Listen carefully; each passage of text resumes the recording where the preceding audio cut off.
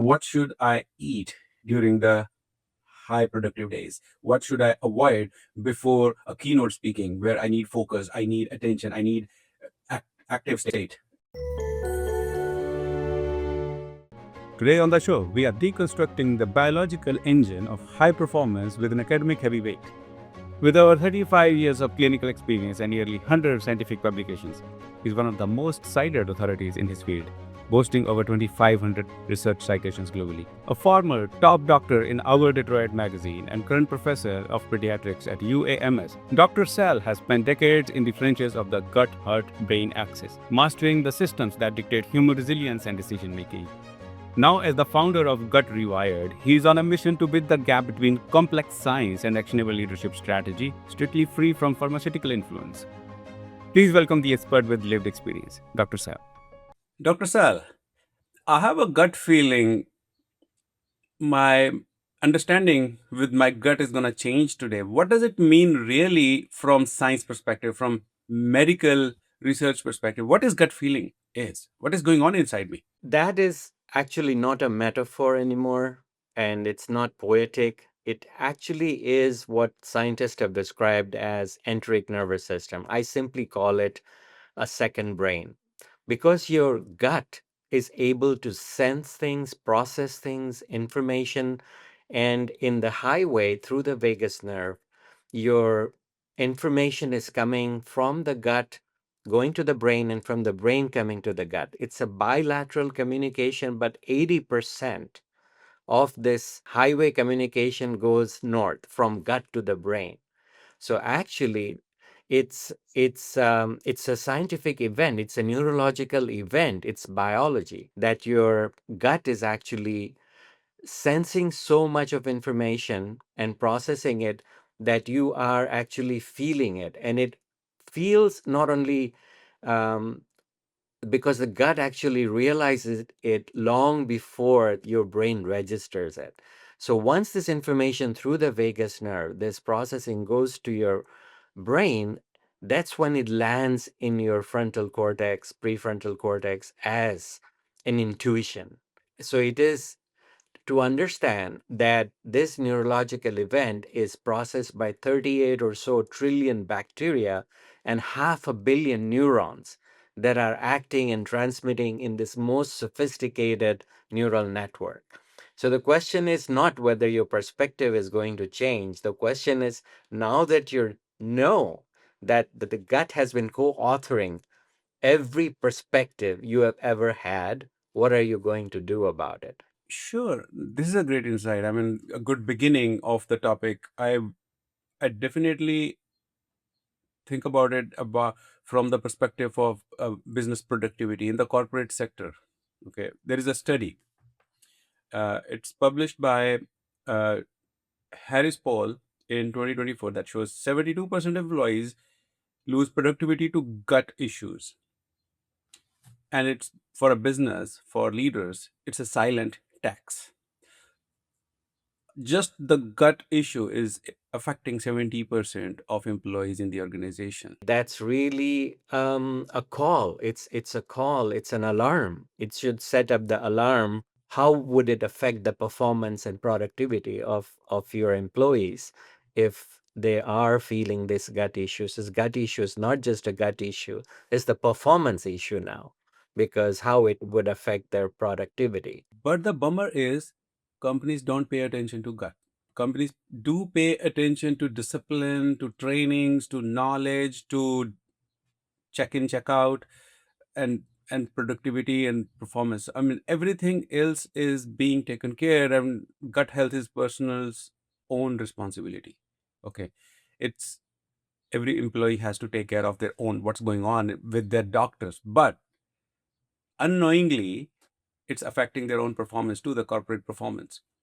What is that starting point that you can suggest top leaders in the organizations who make policies, that how can they make this silent tax as a focus area in the top level strategy? The focus has been on digital development, on digital optimization, but human biology optimization takes second seat. It's not even on the radar.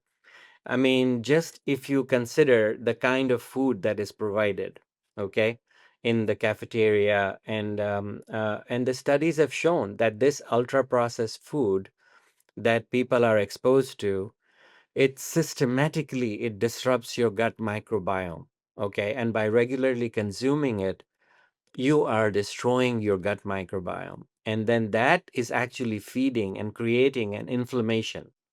This inflammation actually goes through the pathways through cardiovascular diseases, metabolic dysfunction, and even neuroinflammation.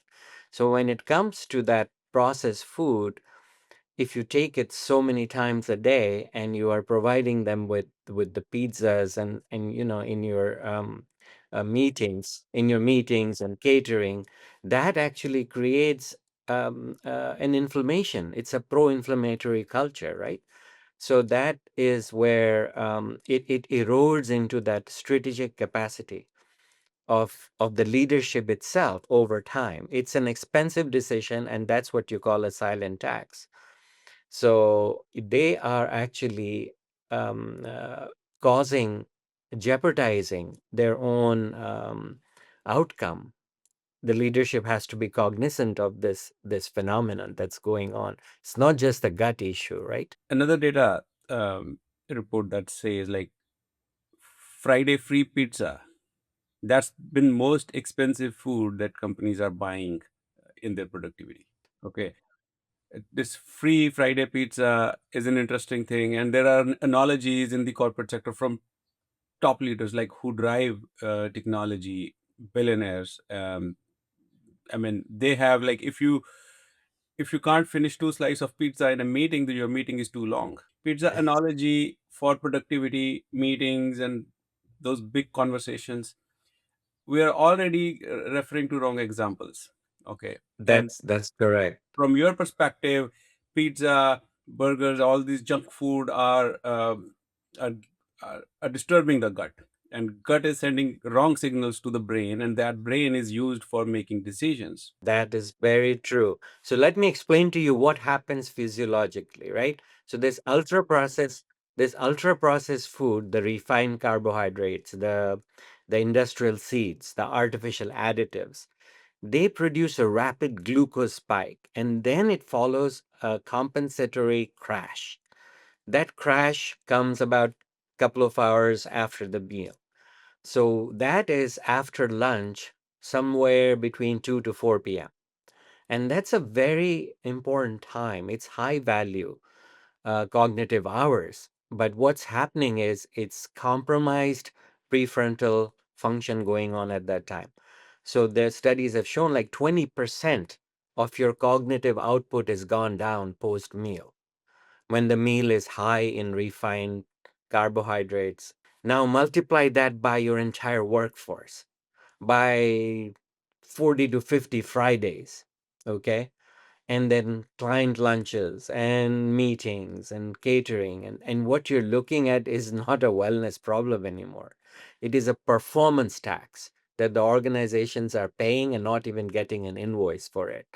So that's the infrastructure issue. How would you, as a leader, corporate leader, tolerate working your infrastructure, digital infrastructure, running at 80% capacity every afternoon, but you're tolerating the same for human infrastructure? It's just total mismatch. What are those signals that an individual can sense when things are going wrong in the gut? Of course, it's uncomfortness, but sometimes we are in important meetings and some big decisions are being made. At that point, like if anything is going wrong in those signals between gut and brain conversations and data transfer between them, what are those signals that can suggest our audience who are executive authorities that, oh, this is not the right time to make decisions? I think there are two ways to look at it. One is like if you are measuring the performance itself, what you will realize that there is a distinction between a mental burnout or a biological breakdown. You'll have to figure that one out first. So is it the difference is that if it's um, a mental breakdown, then it is mostly related to the situation and the personal psychology and the situation. So it is like excessive workload you have, or a kind of network that you have, or it's um, or if you are extremely tired, you're not feeling interested in your work, and then you have no sense of growth. So once you have that, that's, you have to adjust it with the help of therapy, with role redesign, and with your absence from that place, which means, taking a little break, a holiday.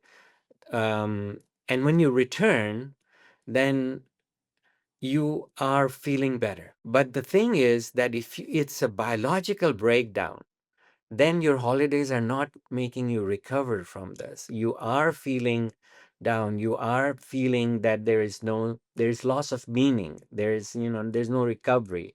And you are flattened. Your cortisol level in your body is not taking a peak in the morning. The rise and fall of the cortisol that should be there, it's virtually flat. And you are emotionally flattened rather than burned. So that passion is gone, that energy is gone, and you are not recovering, which means that now it's not just a gut issue, right? The gut is showing you by symptoms of some kind of gastric disturbances, or irritable bowels like things, or you have some dyspepsia or reflux like issues, and you're just not feeling quite there. And your gut is telling you this before your full system collapses. So gut signals distress long before your brain can articulate, or you can articulate that. So those are the signals that the proactive leadership should be watching for, and they should address it before it becomes a crisis management issue. What are those metrics that you can suggest? Okay, how to measure that? Right now, many companies have healthcare integrations in their system for employees' health tracking, like annual checkup. If you share that information with company, the basic blood test and all those reports, like about cholesterol, and if those metrics are shared, they give you some sort of rewards in return or something, right? There are some apps too that employees can download, and that also share information in their systems. But specific to gut health, personally, I have not seen um, a direct gut health metric in those reports. Okay, is there anything that you can share, like what are those ways that companies can measure gut health in their staff? Two ways to look at it. One is the problem of measurements, like trying to find the biomarker that will give us. One is, of course, the surveys, and you ask the questions, and you have a cognitive performance scores. You can measure inflammatory markers and cortisol, but those will still be downstream. Upstream to all of that is your microbiome. Okay. I think if your microbiome is disturbed, you're going to have some sort of what we call disorders of the gut brain interaction, which means your gut and the brain axis is disturbed, and your microbiome has gone into has lost its diversity, and has become and got into dysbiosis, where there are not enough diverse and not enough of good bacteria in your favor. More inflammatory kind of bacteria are in your gut. So if you take a survey of the GI symptoms itself, like have you had any, frequent nausea? Do you feel full fast? Do you have bloating issues? Do you have diarrhea and constipation? You're not regulated bowels? Do you feel anything like that? Those would be telling you indirectly that the gut microbiome is where the problem is. Okay. Sooner we're gonna have a microbiome kit for people to know whether they have disturbances or dysbiosis, and that will affect, because then that is leading to inflammation. And inflammation means that when your gut microbiome is not working, then you have your lining of the gut that's lost its integrity, which we call leaky gut. Through that, your microbiome is sending messages through the vagus nerve and letting you get all the way the information comes corrupted to your brain, and your brain has shows brain fog, and you feel like you're not able to focus, you're not even able to concentrate, your productivity is down, and you feel like um, that there could be more that could be done for you. So first is to listen to the gut signals. I think the upstream problem is where the problem is if you have gut issues or gut symptoms of any kind. And eh, the leaders would spend like the other question that you mentioned was that you have the apps and all that. But that's showing that the leaders are willing to spend like thousands and thousands on the health assessments, like checking cholesterol and resting heart rate, but they know they don't do any serious microbiome analysis. And then you tell them, okay, here's your Fitbit, you can count the steps and you can do meditation app. And but that's just also thinking narrowly in terms of as if the employee subject is a problem. Because unless corporates start looking at the systems around these people, that is the problem. So you will reinvent it, you will redesign it. The system has to create um, uh, enough of a good infrastructure that employees thrive. That's true. I see it as like education and awareness gap as well. I mean, it could be seen as a privacy breach if companies start asking so many health related questions to their employees. But if it is blended into the policy at the top level strategy, compliance to all regulations, an individual is fine to share their information, and in return it is helping themselves to boost their productivity, hence career growth and everything in the end.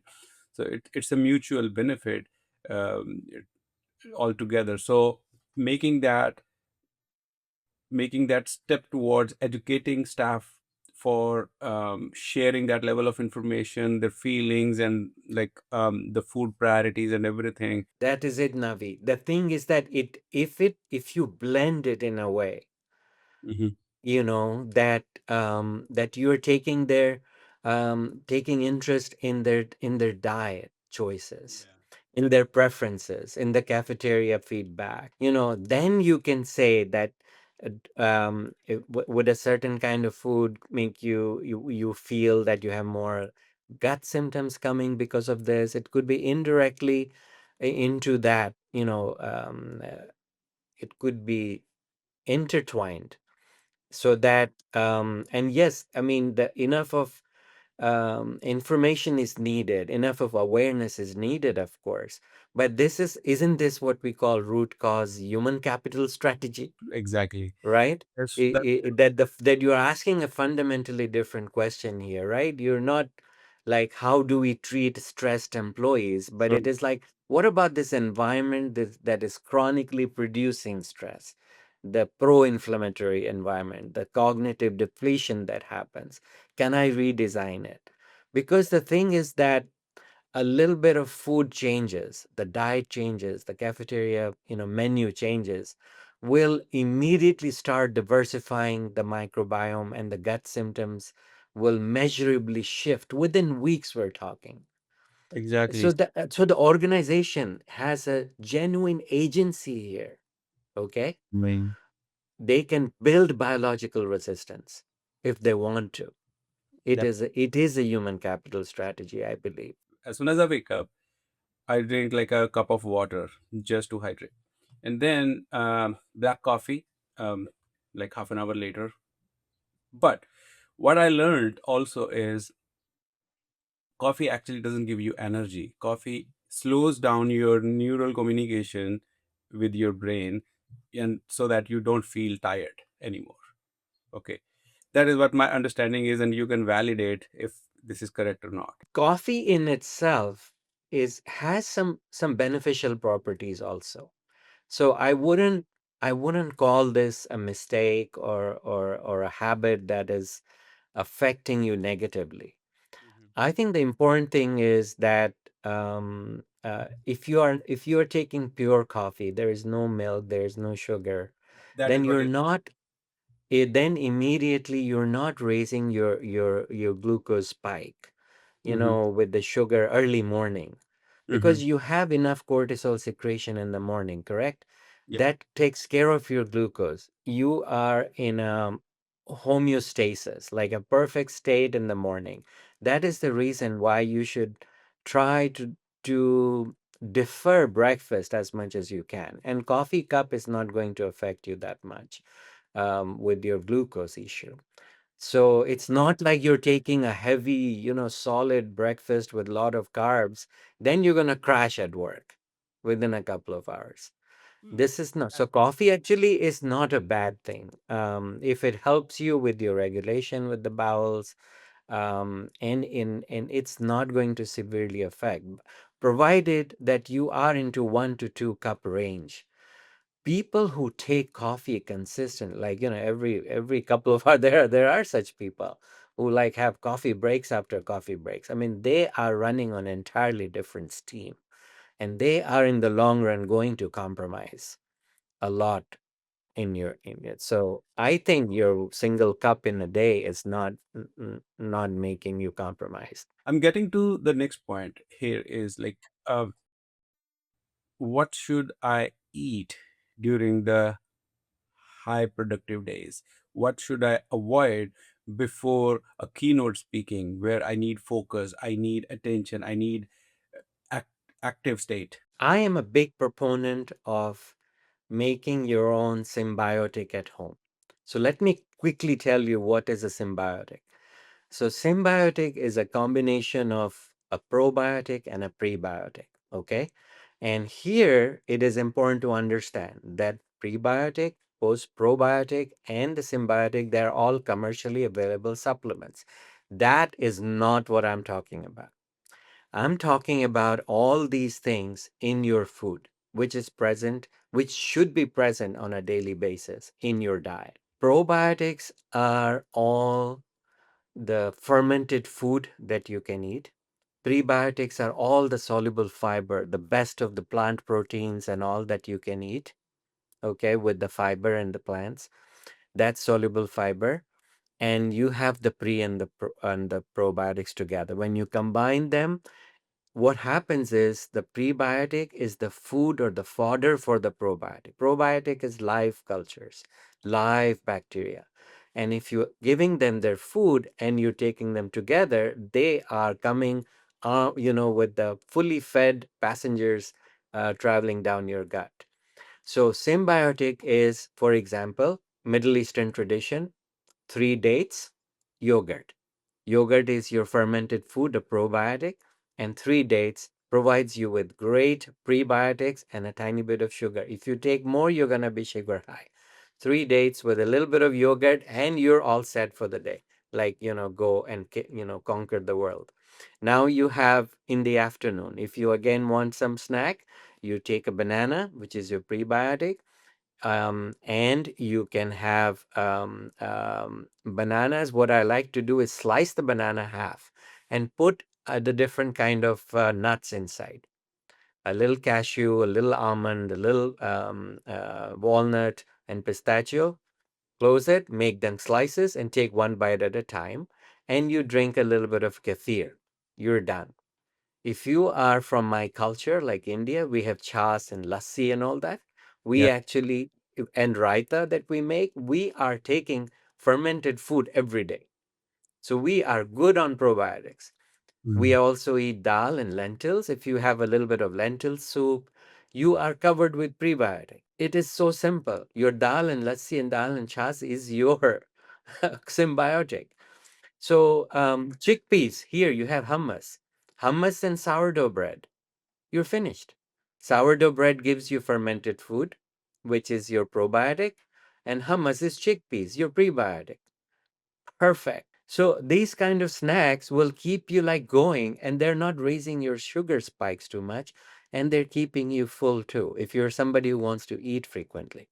But I also believe that the gut microbiome also needs time to recover when you're fasting. So I personally like to push my breakfast as breaking fast as far down the day as possible because I function really well without anything. And then later in the afternoon, I then eat something, and sometimes it becomes my only meal of the day, which is good for me. Or at home, then I do my nuts and yogurt, and banana. That's my. Or sometimes I mix a little bit of honey with peanut butter and with sourdough bread, you're good. So there are so many ways. These are ideas for you or for people, who want to try this to reduce inflammation, strengthen and modulate your gut microbiome. So you move from the inflammation to perfect conditions where your microbiome is producing enough of metabolic elements which are going and reducing inflammation even in your brain. So that way you are functioning well.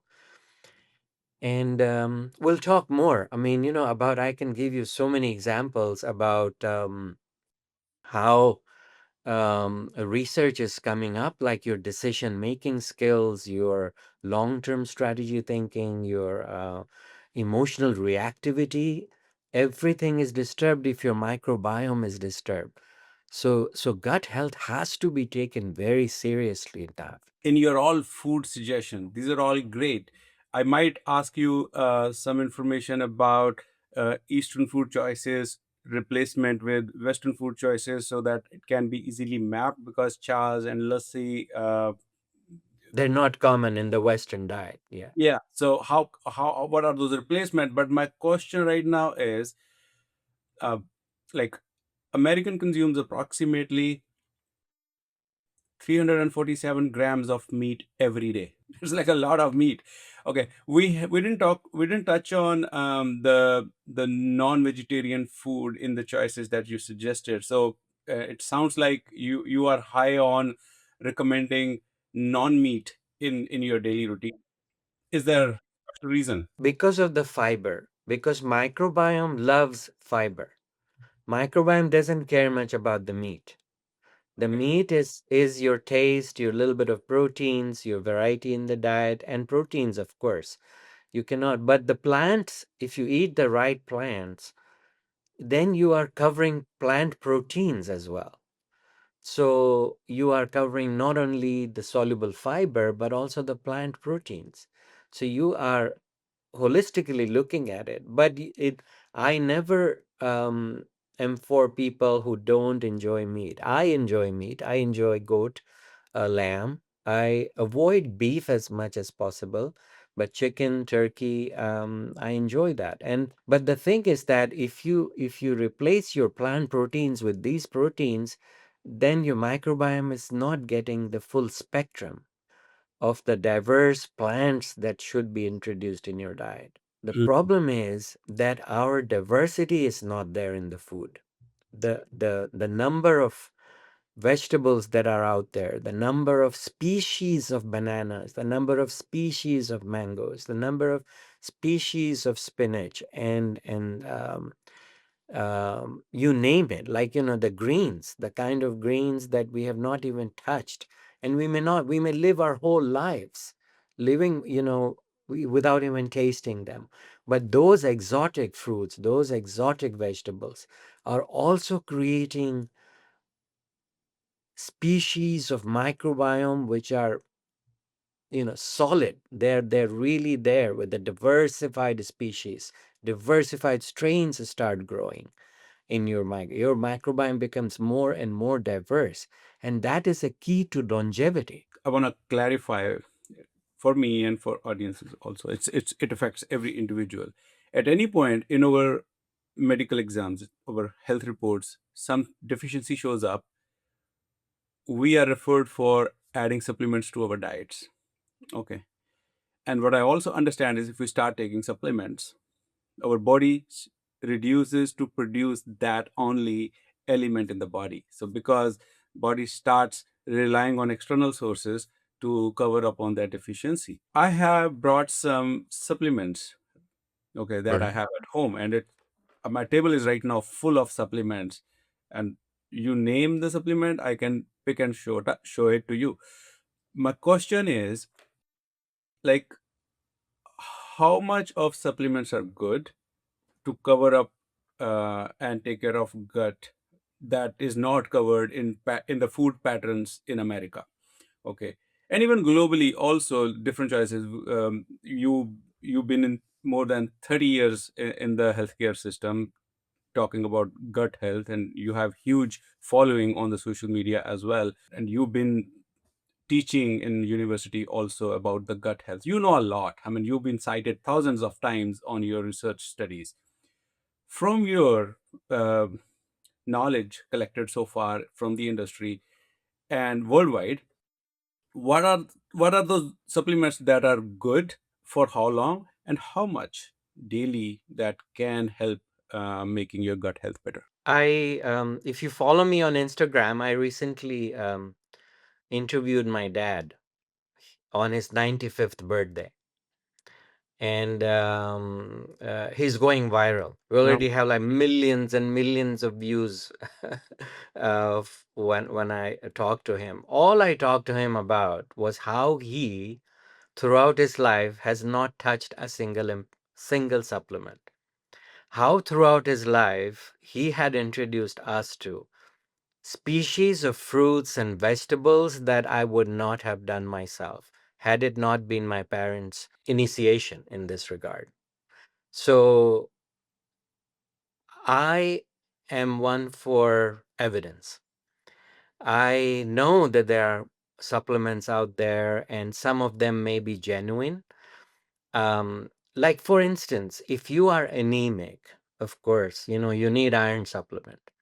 If you show magnesium deficiencies, then it may be good for you. Some people use some magnesium supplement for to help with the sleep or to help with the constipation. But I think the important thing is that, is there valid data for anything? For me, the filter is there randomized control trial evidence to show that there is a correlation and not just association of benefit, and there's not just one study but multiple studies, and not just in mice but also in humans, and there are meaningful outcomes that have been measured, not just surrogate markers. Whatever survives this filter, less glamorous, but it is for human performance, and it is more powerful. It is dietary diversity and its effect on microbiome health, sleep duration and your sleep architecture, your vagal tone, your breath, your breathing, diaphragmatic breathing exercises, your sleep, of course, your time restricted eating patterns if you do intermittent sort of some sort of fasting, not even like 16 hours fasting and 8-hour eating. You can stretch, or even a little bit beyond 12 hours if you don't want to, because that renews, regenerates, rejuvenates, and in many cases starts making your stem cells regenerate to create a health that and if your plants, if you have enough of plants in your diet, we say like eat rainbow, so the colorful 30 different kind of plants every, in your diet every week, you're covering that. There is no need for supplement, just for the sake of supplement. I mean that, unless you have, blood tests are showing that you're deficiency in something, then you're taking that supplement. But I am like, if you that is the reason I'm saying you can create your own supplements in the variety of the food you're eating. They may be deficiency in micronutrients. They are deficient, but the simplest thing is that if you're not consuming enough fiber, and if you are on ultra processed food for 3 straight weeks, 60% of your microbiome is wiped out. This is not a joke. So why are we not taking enough of fiber? When a cup of lentil, a cup of chickpeas, a cup of red beans, kidney beans, black beans is giving you 40 grams straight, why is American diet only 18 grams per day? Why are there no nuts and seeds? A cup of handful of nuts and seeds every day reduces your colon cancer risk by 17%, rejuvenates, remodels your microbiome. A cup of it, a cup of seeds Yeah. and nuts. And only 11% of Americans are actually taking it. Wow. I know that. Yeah. I mean, what I don't like is like we watch these games on TV. What commercial do you see in between? All burgers, all like fried chicken, Correct. all soda, Correct. pizza. We don't see any commercial for salad. Correct. That's weird. I mean, okay. Another thing is like if we don't sit in the But sun, but we are okay to take vitamin D every day. right. And for some reason you're good. Like, vitamin D supplements. I had to take it because when I was in Toronto and when I lived in Michigan, and when I lived in London, Ontario, where there is only 75 days of sun in 365 days. So my vitamin D was low, and same was the whole population. Everybody was on vitamin D 2000 units. That supplement again makes sense because your vitamin D level came back low on the blood. But there are only a handful of Mm. supplements that can do you the real good favor. Now that I'm in Memphis and Arkansas, there's sun all the time. I don't have to take it. So this is important to know that's what I said.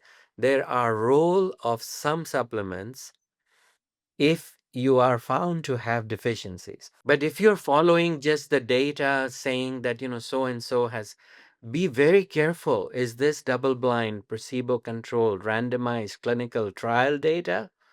Or is it you are influenced by the aesthetic of the data? It was like you're reading data, but it is influenced by the influencers, by all this hacking that goes on in information. So you have to be aware of that. And if they're selling you supplements, you have to question it twice. Now, I have been approached numerous times by so many supplement companies that if I mention this on my reel, they will pay me so and so much money. I have said no because my loyalty is to the evidence. Most researches done by top institutions are sponsored by the brands themselves, which also is a biased study in a way. So we don't really know what studies to rely on. We just have to listen to ourselves, and as we started with, listen to our gut feeling too, like what we think is right. That is true. So you have to be very careful. Like in the beginning of the study, they usually mention we have to be aware of that. That is there any conflict of interest? Even when the presenter comes to speak about certain things, they ask, they have to declare that is there any conflict of interest? Are they paid by any companies? Was this research supported by a probiotic company or somebody, a supplement selling company? Those have to be declared, and that is what is a we have to be vigilant. We have to be aware of that so that you take it with a grain of salt that yes, it is influence. And remember, positive studies are published mostly, negatives are usually rejected.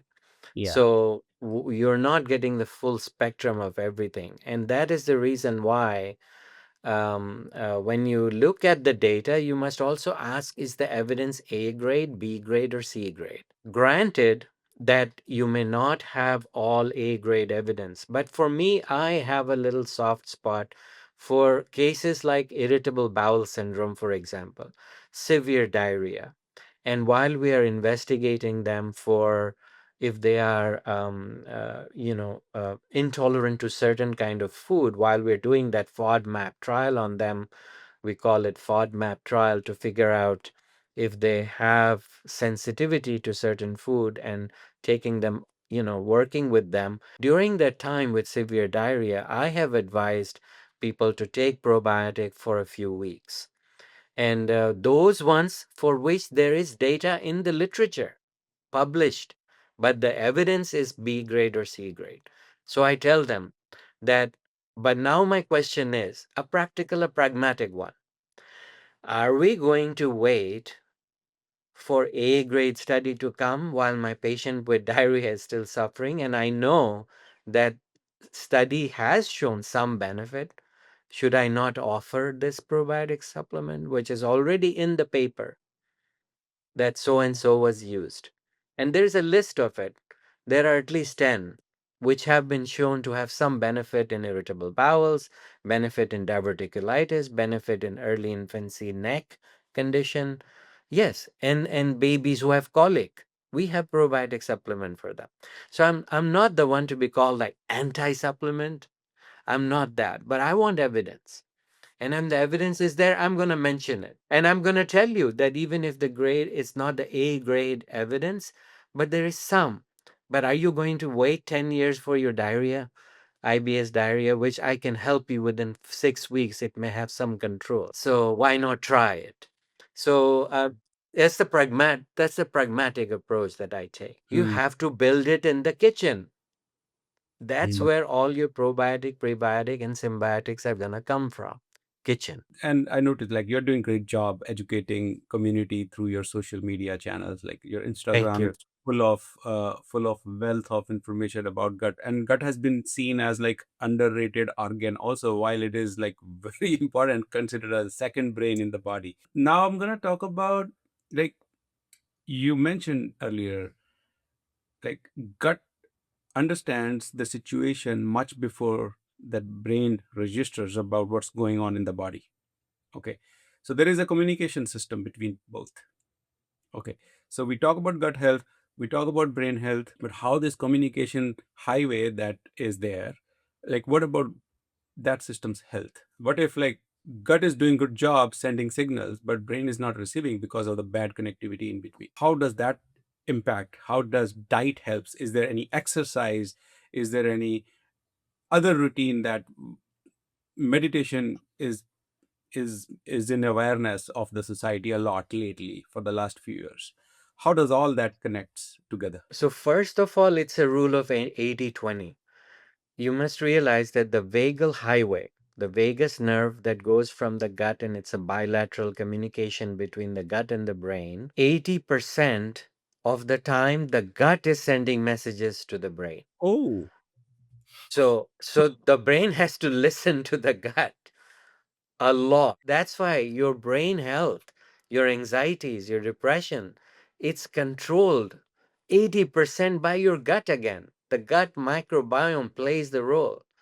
If the gut microbiome is sending good short chain fatty acids throughout your brain, then your brain is actually receiving that information and working well. And there is no anxiety, there's no stress. You have good long-term management of your planning system, your decision making skills. You are not impulsive, you are not emotionally reactive. Again, it comes down to the gut. It is the fact that the gut brain axis is through the gut. That's what my new book is going to come out of. It's going to say rewiring from the gut, and get your poop together and your brain will follow. that is interesting. And you mentioned 80% of the communication goes from gut to brain and just 20% on the other side. Is it because of like larger number of neurons in the gut It, than the brain, or its size of the organ? it is the volume of serotonin that is created in the gut. People give Zoloft and Prozac and they talk about serotonin for anxiety and depression. Your gut microbiome helps produce 90 to 95% of serotonin in your body. Only 5% is your brain. So again, where is your anxiety? Is it in the brain or is it in the gut? Oh, I see. Is that understanding right now? What I'm feeling is like if you are anxious,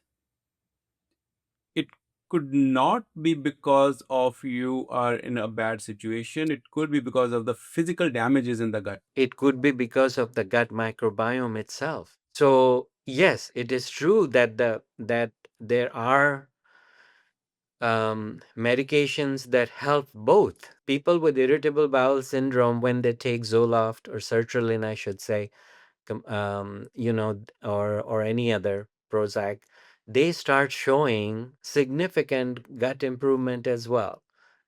So I feel that when we talk about wiring, that we say that, okay, your anxiety will feel better with meditation. But if you do diaphragmatic breathing exercises, if you do gut specific hypnotherapy, if you do positive imagery, guided imagery, it is helping your gut microbiome, and through that it is also helping your brain. So yes, at this point we do not completely there's no 100% knowledge right out there, but the more we're learning, the more we realize how powerful the microbiome is. And that's the lever we should use, because it's not fixed. It is something that could be modulated. And through that modulation, you are taking care of your whole brain. Let me give you one really good study that came out: social decision making and your moral sense. So they showed that they had play people play games, so they had a group of people who were on 7 weeks or 8 weeks of probiotics and prebiotics, and there were others who were not given those probiotics, and they played the game called ultimatum, which is where you do it's altruistic punishment. I'll explain it in a bit. So what happens is that one player says that I'm going to split whatever money we made into 30% and 40%. You get 30%, I'll get 40%. And there were so people whose gut microbiomes were fed with these probiotics showed that they would sacrifice their own profit for the sake of what is the sense of rightness. Okay. So they would say I'd reject this proposal. So their sense of fairness Hmm. became stronger once their microbiome was fed well. To see that how much decision making must be going on in a brain that has good pro and prebiotic through the food, how strong that brain is in terms of knowing the sense of fairness. They would compromise themselves. It's altruistic, but they would punish the opponent and saying, okay, nobody gets anything unless everybody gets fair share. That group showed a high level of that kind of fairness sense. That microbiome influence. I mean, what kind of microbiome influence is there? You can see. And now look at the corporate level. You're making decisions with emotions rather than using your judgment. Your judgment may be affected, and your long-term planning would be affected. Your task switching, impulsiveness, all of those things are affected by the gut microbiome. That's interesting way to see. I mean, we started with like boardroom conversations. Executives make decisions all the time. If the gut is not healthy, their ability to determine what is right, wrong, fair for business is reduced and could end up making wrong decisions. Very strong argument. Thanks for sharing. You also mentioned brain fog in one of your explanation about brain and gut communication. Okay. And this communication might side effect on the brain fog side. What brain fog is really and how gut contributes to that these days. Anyone, I wasn't aware of brain fog as a term until like a couple months ago. Okay. I'm a little behind on these new new terms. Like everything else, some things are overused or misused or abused. It is a low level, mild level of inflammation that is going on in your body. and inside your brain. Now they're calling it very mild kind of neuroinflammation. Like in the brain, there's some. How that happens is that if you are not eating right, I call it beige diet. You know the pizza, Oh, the pasta, yeah, yeah. and your Yeah. The fat, potatoes, French most fat. fries, and there it's a beige diet. So if you're mostly on a beige diet or ultra processed diet, the bacteria, the gut bacteria, once they start getting weaker, the microbiome, when they start dying, they start chewing on the mucus lining. That mucus lining is a protective barrier in your intestinal wall. So that lining, if it is disturbed, you start having leaky gut. Now your gut bacteria shape, the diversity is changed into more inflammation prone bacteria are taking over, and they create this minor level of inflammation. It's called, I don't want to get too sciencey, but there are lipopolysaccharides or bacterial toxins that go through your gut, and they go through the whole body and even in your brain. They cross the blood brain barrier. And now your prefrontal cortex, your decision making mind, all of that is affected by this. Now the messages you're getting is like a corrupted data. So because it's inflammation. Now if you modulate your gut microbiome, okay, you're eating good symbiotics every day, good coverage, diversified species of food, 30 plants, your gut microbiome is getting healthier, healthier, healthier. They're going to start producing short chain fatty acids like butyrate. Butyrate is a gold, and it goes behind all that and removes inflammation throughout the body and the brain. So until that happens, with that neuroinflammation, you are in a brain fog because you are indecisive in things. You are not certain about things. You're bland. You're not energetic. You're not enthusiastic. True. You are just functioning, like, okay, who cares? You're doing your job, you're getting your money. There's no ambition, there's no goal setting, there's no forward thinking. You are True. flat. That's the brain fog because you are frustrated most of the time. Your days are just going as if you're in a dream. The productivity is affected that way.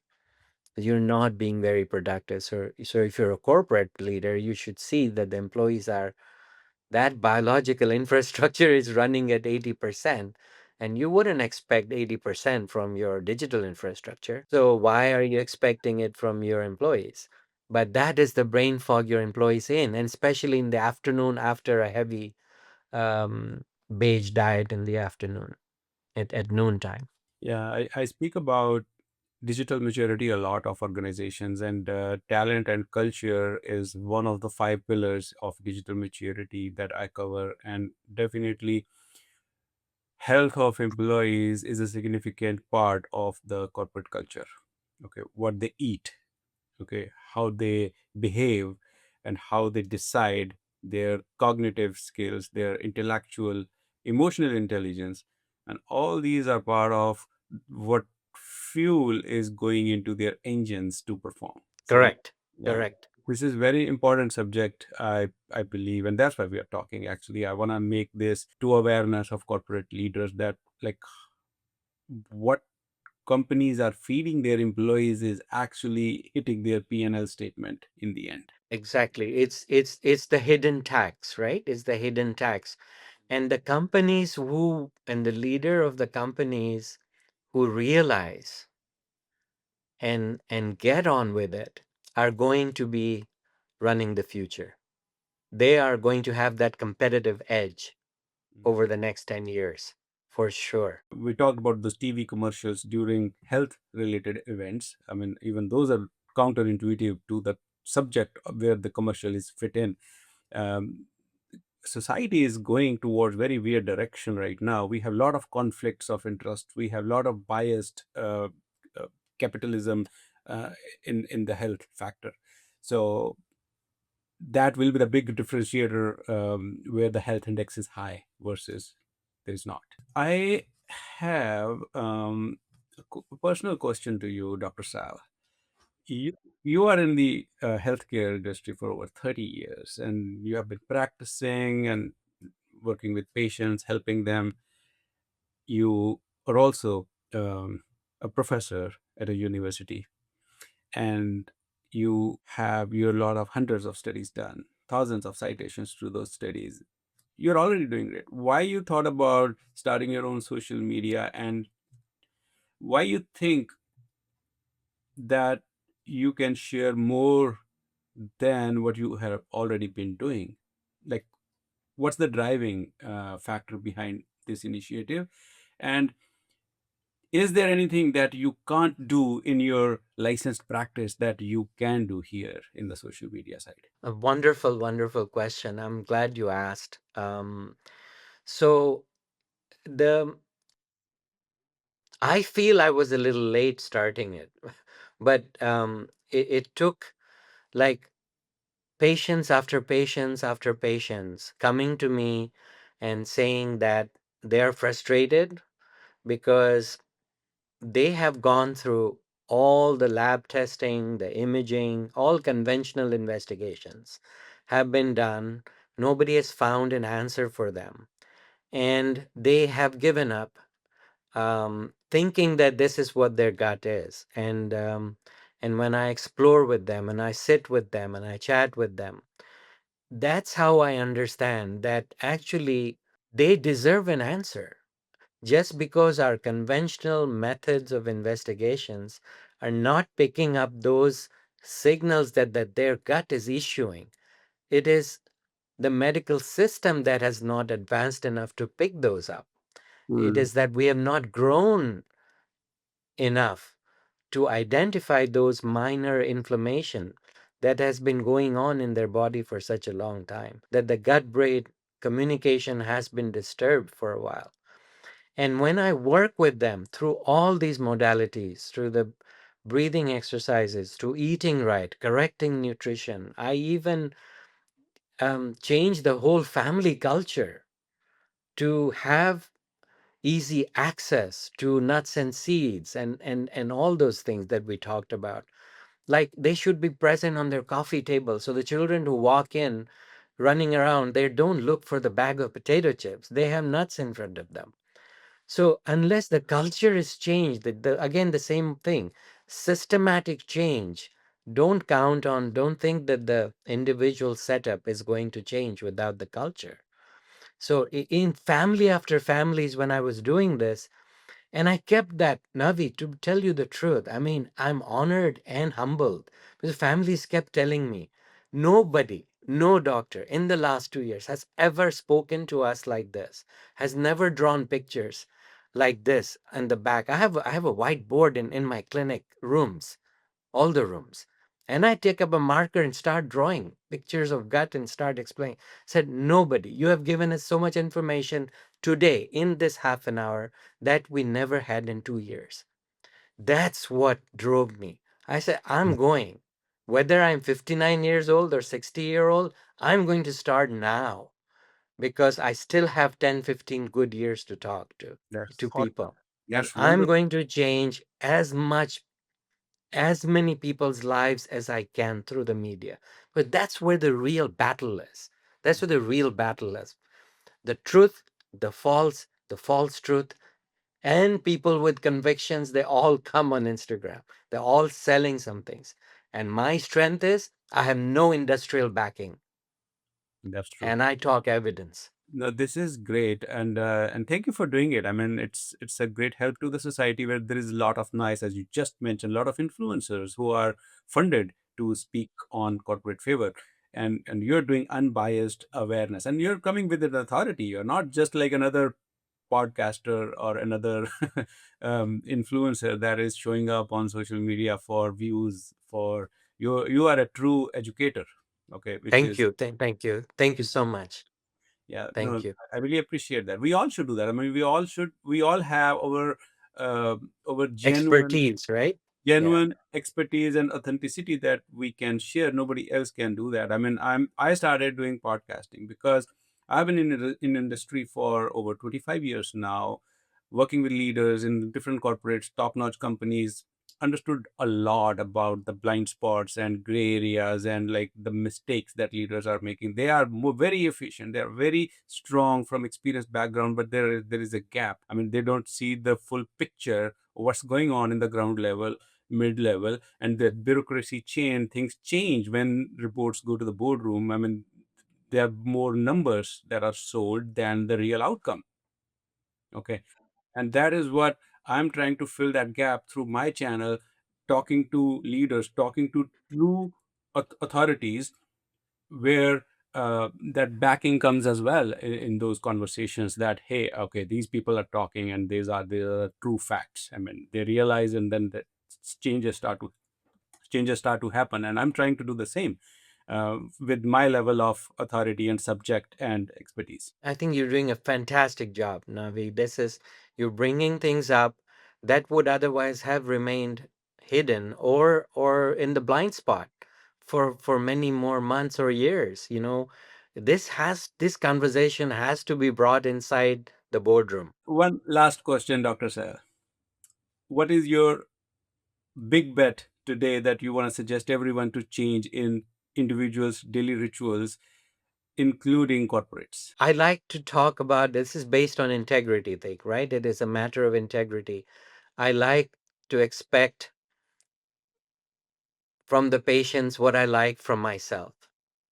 So, and I try to do that. I hold them accountable and I hold myself accountable to the same standards. So, I wake up very early. I make my point that sleeping at 8 o'clock at night is a biological deadline for me. Okay. It's not social deadline, it's biological deadline. And waking up at 3:30 to 4 a.m., it's an automatic, it's a given. You get tired of sleeping after 6 to 7 hours. You're gonna wake up around 3:34. Then I spend time on meditation. I do breathing, diaphragmatic breathing exercises, 5-10 minutes, 15 minutes of 20 minutes of meditation, 10 minutes of breathing, 5 minutes of weight training, and 40 minutes of walking. And with this, I start with sometimes I take a little bit of coffee, black. Otherwise, I just go to work, and I defer my breakfast. I'm working with because I have enough cortisol in the morning, and I have enough drive because I'm energetic after my morning rituals. And then I go for in the afternoon after I eat. I always make sure after the meal, the evening meal, or sometimes my only meal, I walk again 30 minutes, because that way, that is not to count steps, that is to control the glucose spikes. After meals, walking is absolutely important to control your sudden glucose spike. You can't just lie down after eating. That's bad. So so this is what I do, and then the evening again, some my breathing exercise and my affirmations, and then that affirmations are also very important, because you're creating that affirmation that I'm in perfect health, I'm energetic. You're sending positive messages to your subcutaneous, sorry, to your subconscious mind. So you are creating that kind of um, model for yourself. And then whenever I eat in the evening, I always have my own symbiotic: bananas, nuts, dates, and my favorite yogurt drinks.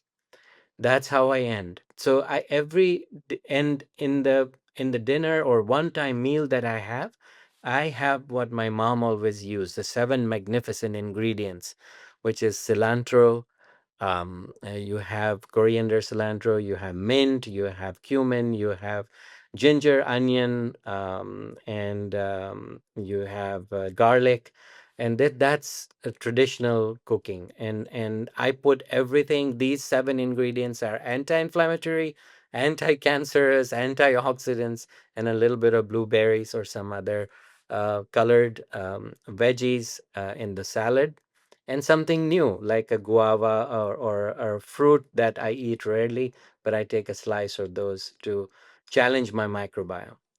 I mean, it can become a routine for anybody. Yeah, I mean, it's just a decision. It's just a choice, right? I mean, you have an option. I That reminds me a quote.